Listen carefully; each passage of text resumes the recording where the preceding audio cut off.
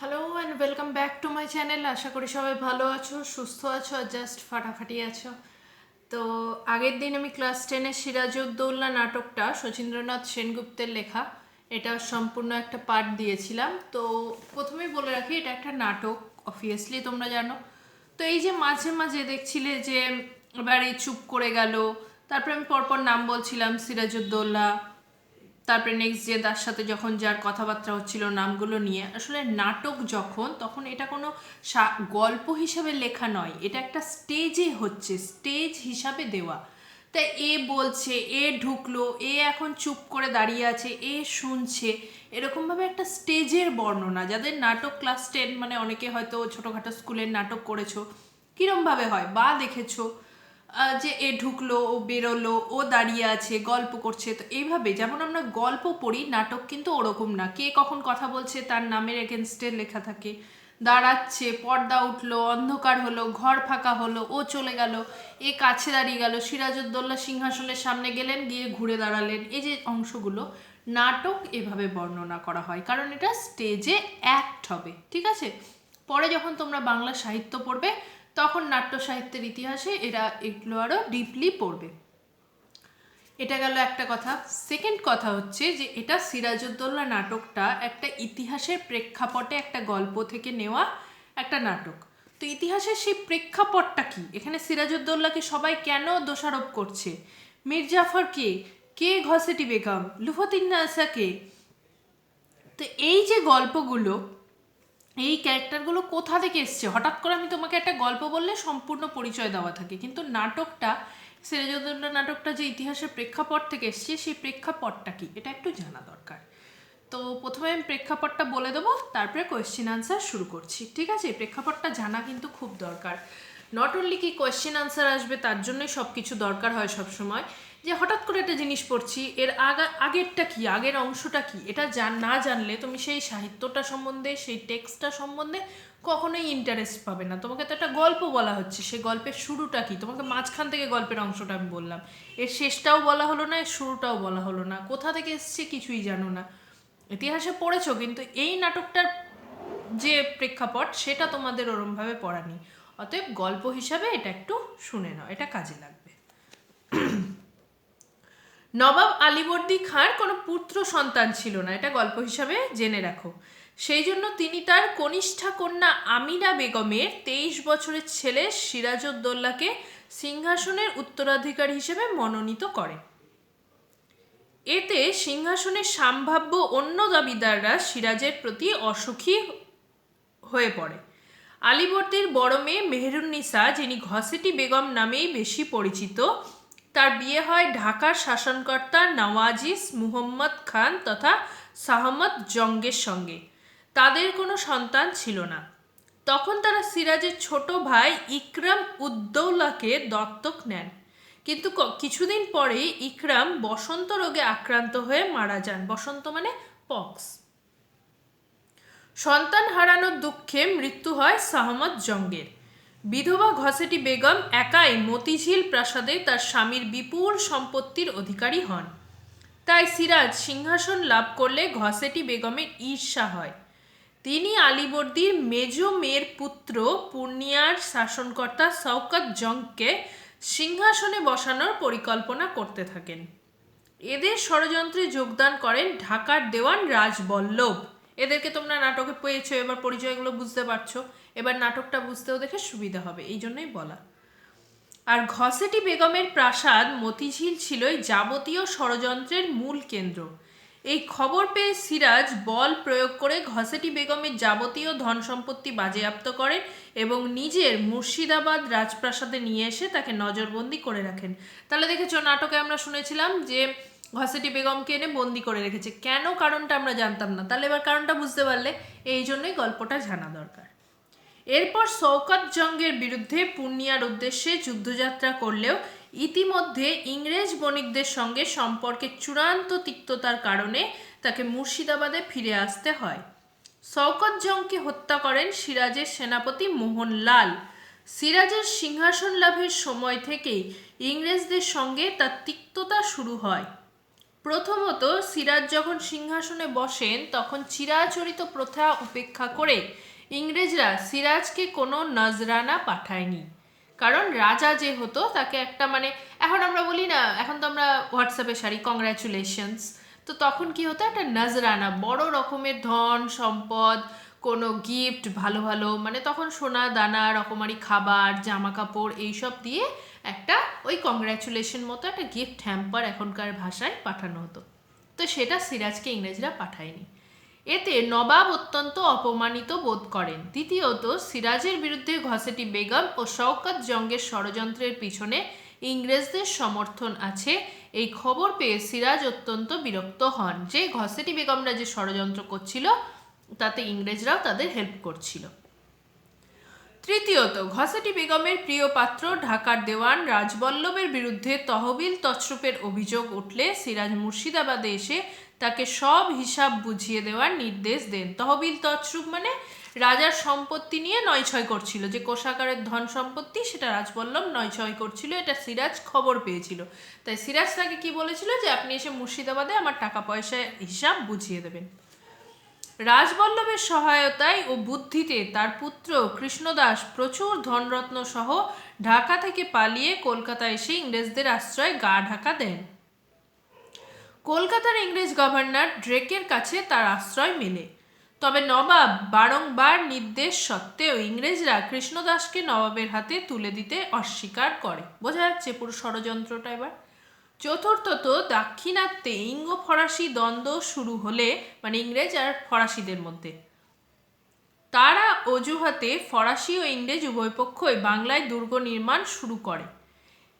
সিরাজ দুর্গ নির্মাণ বন্ধ করার আদেশ জারি করলে ফরাসিরা তা পালন করলেও নবাবের মুহুর্মুহু নির্দেশ সত্ত্বেও ইংরেজরা তা অগ্রাহ্য করে, যে বাংলায় এসে দুটো দল যুদ্ধ করবে, ইংরেজ আর ফরাসি, তারা এখানে এসে দুর্গ স্থাপন একটা তাঁবু খাটিয়ে, অত যুদ্ধের সৈন্য কোথায় থাকবে, তারা টেন্ট খাটিয়ে বসবাস। তো সিরাজ বলেছিল কি না, বাংলায় এসব হবে না, আপনারা দুটো দল যুদ্ধ করছেন, আপনাদের সাথে যুদ্ধের সাথে আমার কোনো সম্পর্ক নেই, আপনারা এখানে এসে যুদ্ধ করবেন, আপনারা তো গুনে গুনে লোক মারবেন না, তখন আমাদের বাংলার লোক মরবে, এসে আপনারা এখানে যুদ্ধ করবেন থাকবেন খাবেন, আমাদের খাবার দাবার তো কম পড়বে, তাই না? যেমন আমরা বাড়িতে যখন মাসের হিসাবে রেশন আনি, একটা দেশ যখন চলে তারও একটা তো থাকে, যে আমার দেশে এখন 130 কোটি লোক, তাদের এই খাওয়া দাওয়া, তাদের এই, সেই সংখ্যার বেশি হলেই যেমন আমাদের খাদ্যাভাব হবে, তেমন বাংলা একটা দেশ, এখন আমাদের সরকার দেখো রেশন দেয় বা একটা জিনিসপত্রের হিসাব আছে তো, যে আমার রাজ্যে এত, তখনও তেমন বাংলায়। তো বাইরে একটা যুদ্ধ হলে যুদ্ধ সেনা, একটা বাইরে থেকে প্রায় 20,000-25,000 এক্সট্রা লোক, তাদের এক্সট্রা খাওয়া দাওয়া, চিকিৎসা, সেসব দিলে আমাদের রাজ্যের লোকজনের উপর তো প্রভাব পড়বে। সব মিলিয়ে যুদ্ধ কে যায়, আমরা শান্তিতে বাইরে বেরাতে পারবো না, আর এটার সাথে আমাদের তো কোনো সম্পর্ক নেই, তোমাদের যুদ্ধ তোমরা বুঝে নাও। তাই তিনি এটা অ্যালাউ করেননি। তো ফরাসিরা সেটা শুনেছিল, ইংরেজরা শুনছে না। এমনকি নবাবের দূত নারায়ণ দাসকেও ইংরেজদের লাঞ্ছনার শিকার হতে হয়, যা নবাবের পক্ষে ছিল অত্যন্ত অপমানজনক। তাছাড়া কোম্পানির কর্মীরা দিল্লির সম্রাট ফারুকশিয়ার কর্তৃক কোম্পানিকে 1717 খ্রিস্টাব্দে প্রদত্ত দস্তক বা ছাড়পত্র তাদের ব্যক্তিগত বাণিজ্যে ব্যবহার করা শুরু করে। সব মিলিয়ে ইংরেজরা সব ক্ষেত্রে সিরাজের বিরোধিতা করতে শুরু করে। তারপরে 1717 খ্রিস্টাব্দে যে দস্তক বা ছাড়পত্র দিয়েছিল, যেটা রাজ্যের হয়ে বা দেশের হয়ে বাণিজ্য করবে, ইস্ট ইন্ডিয়া কোম্পানির হয়ে, সেটা তারা নিজেদের ব্যবসার ক্ষেত্রেও সেই ছাড়পত্র ইউজ করতে শুরু করে। তো সব মিলিয়ে সিরাজ দেখছিল যে আমরা এদেরকে যা ক্ষমতা দিয়েছিলাম বা যা অধিকারগুলো দিয়েছিলাম কোম্পানির হয়ে করতে, সব দিক দিয়ে এরা না কথা শুনছে, না বাণিজ্যের ক্ষেত্রে কোনো নিয়ম মানছে, সব দিক দিয়ে এরা বিরোধিতা করছে। এই জন্য সিরাজের সাথে ইংরেজদের একটা কথা শুরু হয়েছিল, একটা বচসা। এমন অবস্থায় তাদের বিরুদ্ধে কঠোর হওয়া ছাড়া সিরাজের অন্য কোনো উপায় ছিল না। ইংরেজ দমনের উদ্দেশ্যে প্রথমেই তিনি তাদের কাশিমবাজার কুঠি দখল করেন এবং পরদিন কলকাতার দিকে অগ্রসর হন। 1756 খ্রিস্টাব্দের 20 জুন ফোর্ট উইলিয়াম দুর্গ সহ সিরাজ কলকাতা অধিকার করে নেন এবং নবাব আলীবর্দী খাঁর নামানুসারে কলকাতার নাম রাখেন আলীনগর। এরপর মানিকচাঁদকে কলকাতার শাসনকর্তা নিযুক্ত করে তিনি ফিরে আসেন। এই খবর মাদ্রাজে পৌঁছালে তখনই কর্নেল ক্লাইভ ও অ্যাডমিরাল ওয়াটসনের নেতৃত্বে একটি নৌবহর কলকাতার উদ্দেশ্যে যাত্রা করে এবং প্রায় বিনা বাধায় তারা পুনরায় কলকাতা দখল করে। তাহলে যেই দেখলো যে কলকাতা সিরাজ দখল করেছে, তখন ওয়াটসন এসে আর কর্নেল ক্লাইভ এসে, লর্ড ক্লাইভের নাম আমরা পরে অনেকবার পাবো ইতিহাসের ক্ষেত্রে। তো এই ওয়াটসনকে আমরা নাটকে পেলাম। তাহলে বুঝছো এই চরিত্রগুলো কোথা থেকে আসছে, এগুলো জানার জন্য এই গল্পটা জানা দরকার, ওই জন্যই বললাম। তো এসে তারা প্রায় বিনা বাধায় কলকাতা দখল করলো। বিনা বাধায় কেন? সিরাজ তখন সৈন্য নিয়ে আবার মুর্শিদাবাদ ফিরে গেছে, তাই এখানে কেউ নেই, বিনা বাধায় তারা অধিকার করলো কলকাতা। আবার এই খবর পেয়ে আবার যুদ্ধ প্রস্তুতি নিয়ে পূর্ব ভারতে বহিরাক্রমণের আশঙ্কায় সিরাজ কয়েকদিন পর পর যুদ্ধ বন্ধ করে আলীনগরের সন্ধি স্বাক্ষর করেন। সন্ধির শর্ত অনুযায়ী, আলীনগর মানে কিন্তু কলকাতা, ইংরেজরা বিনা শুল্কে বাণিজ্য, দুর্গ নির্মাণ এবং নিজেদের নামাঙ্কিত মুদ্রা চালু করার অনুমতি পায়। এই সন্ধি অনুসারে পরোক্ষে এই সন্ধি সিরাজের অধিকারী খর্ব করে এবং ইস্ট ইন্ডিয়া কোম্পানির উচ্চাকাঙ্ক্ষা বৃদ্ধি করে। এটা একটা চুক্তি হলো, কিন্তু এতে আখেরে লাভ ইংরেজদেরই হয়ে গেল, সিরাজের হলো না। তবে এই সন্ধির মর্যাদা না রেখে নবাবের প্রতিপাদ্য অগ্রাহ্য করেই ক্লাইভ ফরাসি ঘাঁটি চন্দননগর দখল করেন। এভাবেই ক্লাইভ ফরাসিদের প্রত্যক্ষ যুদ্ধে পরাজিত করেন। পাশাপাশি তিনি কূটনীতির সাহায্যে ফরাসি ও নবাবের মধ্যে বন্ধুত্ব স্থাপনের সম্ভাবনা দূর করেন, কিন্তু একই সাথে ফরাসিদের মুর্শিদাবাদে আশ্রয় গ্রহণ এবং দাক্ষিণাত্যের ফরাসি কর্তৃপক্ষের সঙ্গে নবাবের গোপন যোগাযোগ ক্লাইভের মনে ভয়ের জন্ম দেয়। তিনি সিরাজকে সিংহাসনচ্যুত করার ফিকির খুঁজতে থাকেন, কিন্তু সবই ইংরেজ করলো, ইংরেজরা জিতছেও, কিন্তু ও দেখলো যে সিরাজ অতি বুদ্ধিমান এবং সে ফরাসিদের সাথে একটা মিউচুয়াল আন্ডারস্ট্যান্ডিংয়ে যাচ্ছে, যার ফলে পরে ফরাসিদের সাহায্য নিয়ে সে ব্রিটিশদের উপর হামলা হানতে পারে। এই জন্য তারা সব কিছু অধিকার করলেও, ক্ষমতা হস্তগত করলেও, সিরাজেরকে তাদের রাস্তা থেকে সরানোর জন্য, সিরাজকে হারানোর জন্য ইংরেজরা বরাবরই উঠে পড়ে লেগেছিল। এবার মনে করে দেখো, ওয়াটসনের কাছে যে চিঠিটা লেখা হয়েছিল, যে চিঠিটা ইংলিশের যে চিঠিটা পড়ে শোনাচ্ছিলাম, এটাই ছিল সেই ষড়যন্ত্র, সিরাজকে কিভাবে সিংহাসনচ্যুত করা যায়। বোঝা যাচ্ছে গল্পটা এবার? ইতিমধ্যে রাজদরবারেও জগৎ শেঠ, রাজবল্লভ, রায়দুর্লভ, উমিচাঁদ, মির্জাফর, ইয়ার লতিফ প্রমুখ সিরাজের বিরুদ্ধে ষড়যন্ত্রে ক্লাইভের সঙ্গে হাত মেলান। ষড়যন্ত্র এবং ক্লাইভ, সিরাজ যখন বলছিল মির্জাফরকে তোমার সেই ষড়যন্ত্রের কথা বলে দেবো সবার সামনে, তাহলে বোঝা যাচ্ছে কোন ষড়যন্ত্র চলছে এখানে। ষড়যন্ত্রটা কি সেটা কিন্তু আমরা জানতে পারিনি। এই যে স্থির হয় সিরাজকে অপসারিত করে মির্জাফরকে সিংহাসনে বসানো হবে, যার বিনিময়ে তিনি কোম্পানির স্বার্থ সুরক্ষিত করবেন। বোঝা গেল? ষড়যন্ত্র প্রস্তুতি শেষ হলে ক্লাইভ নবাবের বিরুদ্ধে আলীনগরের সন্ধির শর্ত ভঙ্গের অভিযোগ এনে ক্ষতিপূরণ দাবি করেন এবং নবাবকে একটি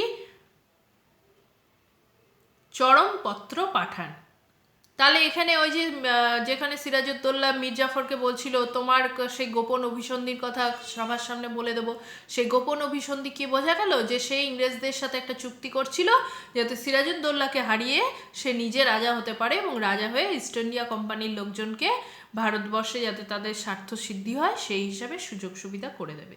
আর এখানে ক্লাইভ নবাবের বিরুদ্ধে আলীনগরের চুক্তি ভঙ্গের একটা নোটিশ জারি করে তাকে পাঠায়। আবার চরমপত্রে উত্তরের প্রতীক্ষা না করেই ক্লাইভ সসৈন্য মুর্শিদাবাদের উদ্দেশ্যে যাত্রা শুরু করে। 1757 খ্রিস্টাব্দের 23শে জুন মুর্শিদাবাদ থেকে 23 মাইল দূরে নদিয়ার পলাশিতে দুই পক্ষের যুদ্ধ শুরু হয়। ওখানে পলাশির যুদ্ধের কথা আমরা পাই, যে পলাশিতে যুদ্ধ আগত, যুদ্ধ হচ্ছে এটা না, যে যুদ্ধ হবে তার জন্য প্রস্তুতি শুরু হচ্ছে। বাংলার শেষ স্বাধীন নবাব সিরাজউদ্দৌলার পরাজয় হয় এক চরম বিশ্বাসঘাতকের ফাঁদে পড়ে। কে বিশ্বাসঘাতক? মির্জাফর। সেই সঙ্গে বঙ্গের রাজনীতিতে শুরু হয় এক নতুন ঔপনিবেশিক অধ্যায়। সেই থেকে পরাধীন বাংলার দুঃখ দুর্দশার শুরু, যার জেদ চলেছিল পরবর্তী 200 বছর। 1757 সাল আমরা জানি পলাশির যুদ্ধের, তোমরা ইতিহাসে অলরেডি এটা পড়েছ। তো সেই সময় মির্জাফরের জন্য আমাদের বাংলায় ইংরেজদের একটা কি বলবো আইনত আধিপত্য স্টার্ট হয় এবং তখন থেকেই ইংরেজরা আমাদের দুঃখ দুর্দশার দিন শুরু করে এবং পরবর্তী 200 বছর যেটা হয়েছিল। এবং বাংলার শেষ স্বাধীন নবাব ছিলেন সিরাজউদ্দৌলা। এরপরে সমস্তটাই ইস্ট ইন্ডিয়া কোম্পানি এবং ইংরেজদের অধীনে চলে যায়। তাহলে এই প্রেক্ষাপট এবং গল্পটা বোঝা গেল? এই গল্পটা না বুঝলে নাটকটা বুঝতে কিন্তু খুব অসুবিধা হবে। তাই আমি নাটকটা আগে পড়ে তারপরে এই গল্পটা বললাম, আর নাটকটা বিশ্লেষণ তো করেই দিয়েছি। তো আজকে এই পর্যন্ত থাক, নেক্সট দিন থেকে কোয়েশ্চেন আনসার শুরু করব। এখান থেকে মিনিং আর কোয়েশ্চেন আনসার হবে। এক কথা এই যে কে বলেছিল কাকে, এগুলো এখান থেকে লেখাবো না, কারণ নাটকটা ভালোভাবে পড়লেই সেটা হয়ে যাবে। তো ফালতু লেংদি করার দরকার আপাতত নেই, পরে যদি মনে হয় তখন করিয়ে দেবো, ঠিক আছে? তো নেক্সট দিন কোয়েশ্চেন আনসারের ভিডিও সমেত দেখা হচ্ছে। ততক্ষণ ভালো করে পড়ো, নট অনলি বাংলা, সমস্ত কিছুই। আর নিউজ তো পাচ্ছই, দেখছো, যা বলেছিলাম পরীক্ষা কিন্তু হবেই, সেটার কোনো অন্যথা হবে না। তাই পড়াশোনাটা খুব মন দিয়ে ভালো করে চালিয়ে যাও। আর যারা আজকে ভিডিওটা নতুন দেখছো তারা আগের ভিডিওগুলো প্লিজ দেখে এসো। আর যদি আমার পড়ানো ভালো লাগে তো প্লিজ চ্যানেলটাকে লাইক, শেয়ার অ্যান্ড সাবস্ক্রাইব করো। যদি কিছু জানার থাকে তাহলে অবশ্যই কমেন্ট সেকশনে সেগুলো মেনশন করো। ভালো থাকো, টাটা, বাই বাই।